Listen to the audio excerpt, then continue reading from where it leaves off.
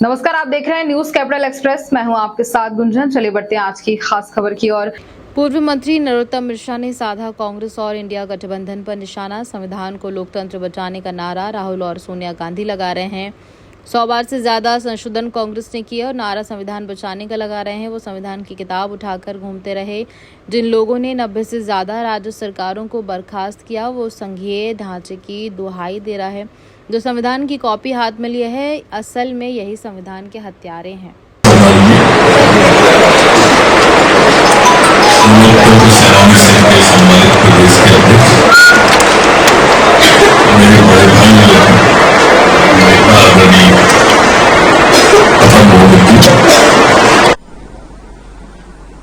मंच पर आसीन विधानसभा के सम्मानित सदस्य, पार्टी के सम्मानित महामंत्री आदरणीय भगवान लाल सपनानी जी, मंच पर आसीन आदरणीय विश्वेश्वर सिंह जी, जिले के उपाध्यक्ष आदरणीय राहुल राजपूत साहब, सतीश विश्वकर्मा जी, आदरणीय सूर्यवंशी जी, आदरणीय जगदीश यादव जी, महामंत्री द्वय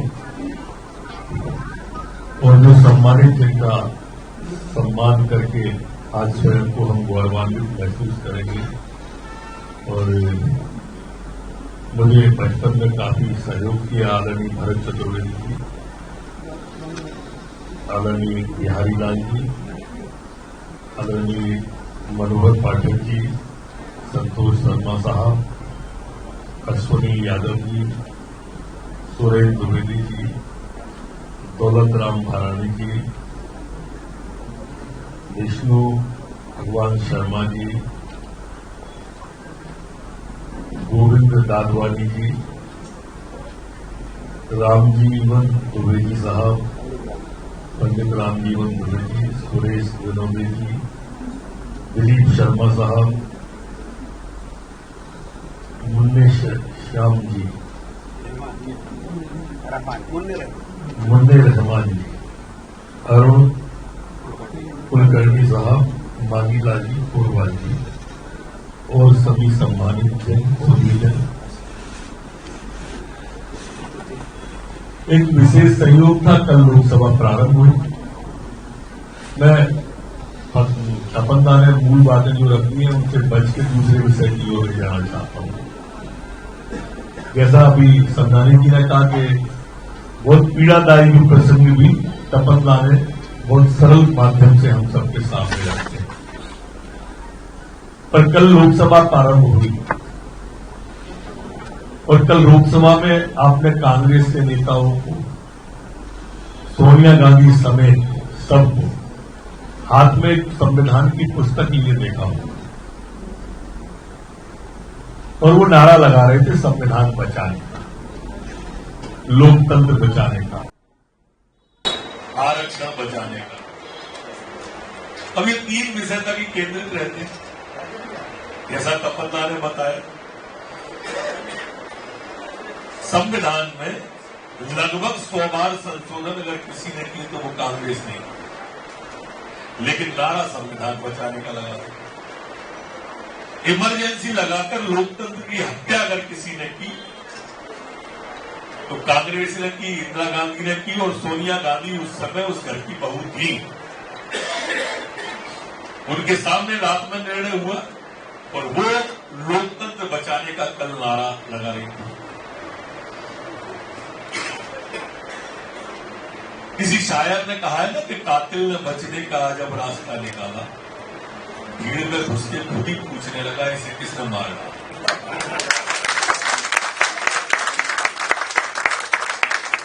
ये राहुल गांधी और सोनिया गांधी की स्थिति पर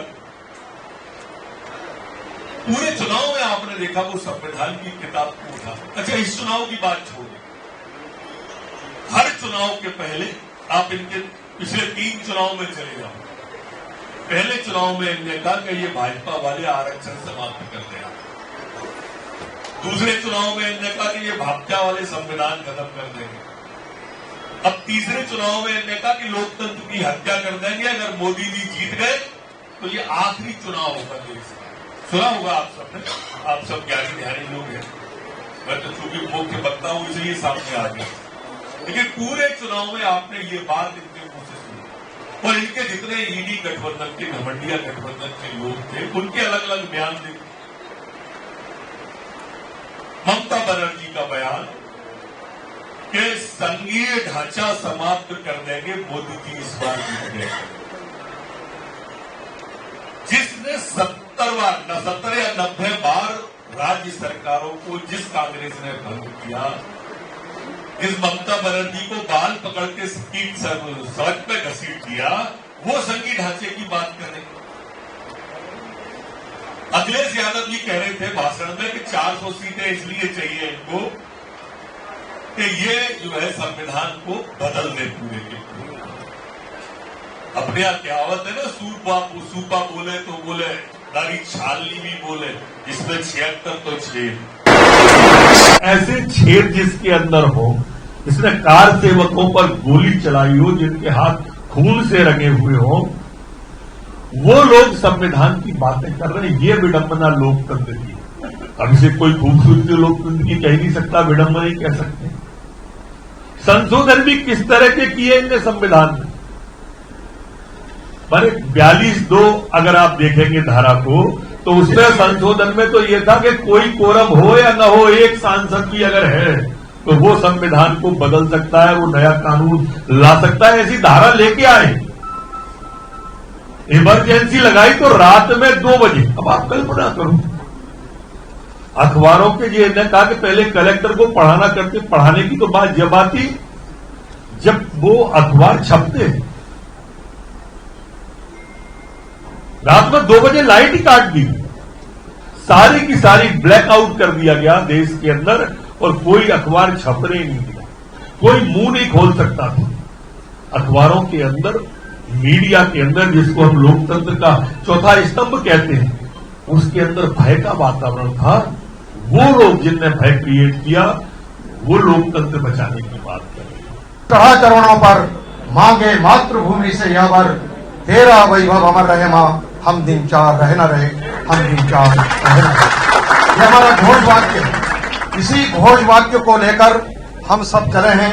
1925 से लेकर 2024 तक का एक विशाल जो कार्यकाल है, ये एक ही घोष वाक्य है, और ये घोष वाक्य आगे भी जारी रहेगा। आज के इस पवित्र एवं महत्वपूर्ण कार्यक्रम आपातकाल एक काला दिवस, संपूर्ण भारतवर्ष में प्रत्येक जिले में ये कार्यक्रम आयोजन हो रहा है।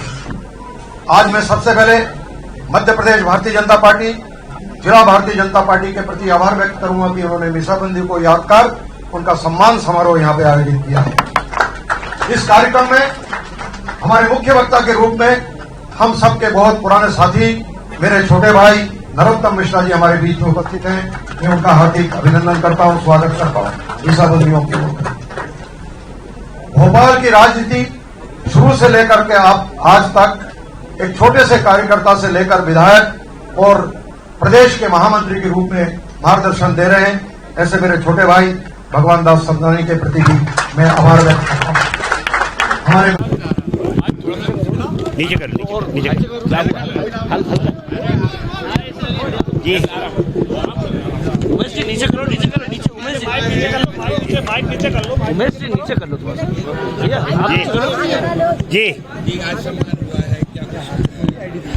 50वां वर्ष है उस काले दिवस का। आपातकाल लगा करके 25-26 जून की दरमियानी रात को लोकतंत्र की हत्या करने का काम इंदिरा गांधी और कांग्रेस पार्टी ने किया था।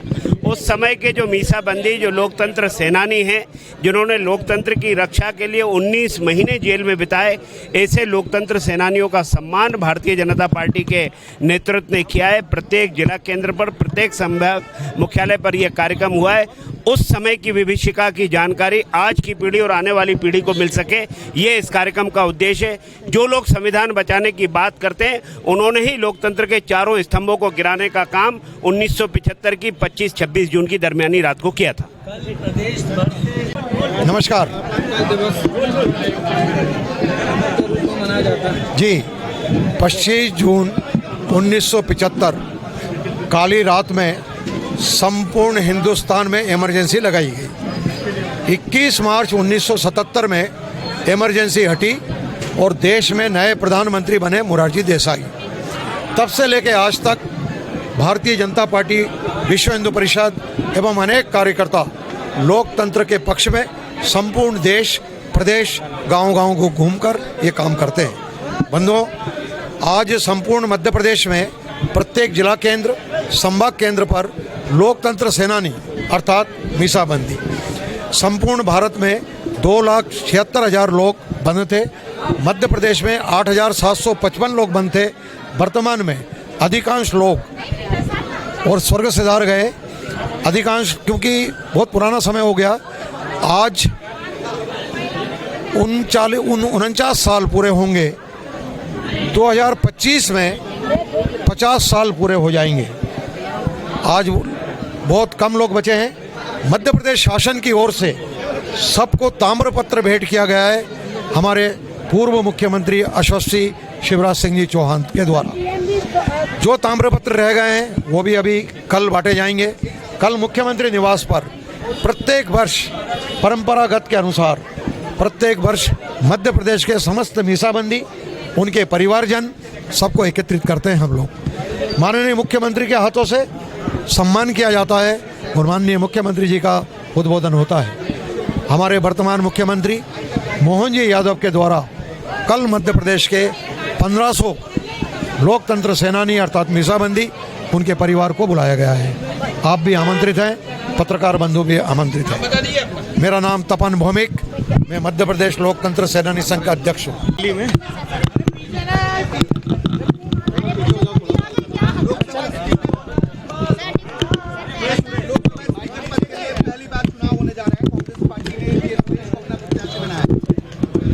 ओम बिरला जी ऐतिहासिक मतों से जीतेंगे, हमें पूरा विश्वास है। और जो गरिमापूर्ण पद है उसको वो सुशोभित करेंगे। जहां तक कांग्रेस की बात है तो कांग्रेस तो जैसा मैंने अभी कहा कि मान्य परंपराओं को और संविधान को हमेशा बदनाम करने की कोशिश की है। जो हमारी संवैधानिक संस्थाएं हैं उन पर हमेशा उंगली उठाई। केस हार गए तो न्यायालय पे, चुनाव हार गए तो ईवीएम पे, सेना पे सवाल, ईवीएम पे सवाल, देश पे सवाल। विदेश में राहुल गांधी जाए तो उनसे और क्या उम्मीद कर सकते हैं, वो यही करेंगे। बोल दिया।